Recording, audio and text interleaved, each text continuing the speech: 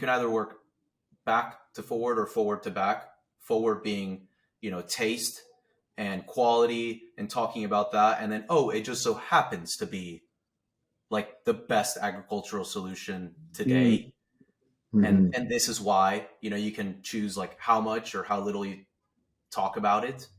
Or you can start with like, this is the regenerative agriculture. It produces the highest quality ingredient, and it's like great for the environment, and the farmers are being paid more, and it's just like a better system. And it just so happens to be like absolutely tasty and delicious. Like that's how I see it. There's either two ways of conveying that message to the consumer. Yeah. And I think, we're kind of placing bets on people being more interested in like taste, and then, talking about regenerative. And as there's more education around regenerative, you can move that messaging up on your scale to be closer to taste and quality. That's how I see it.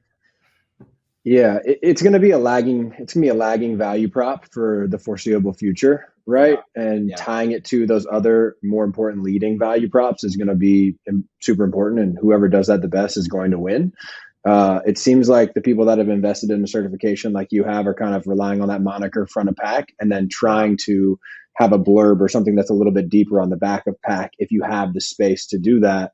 You know, we all know kind of the CPG game, what drives trial, what drives repurchase. But I think there's a really cool lever, especially with a product like yours, to invest heavily in sampling, right? Because you can, if with a little education, I think you can educate those samplers.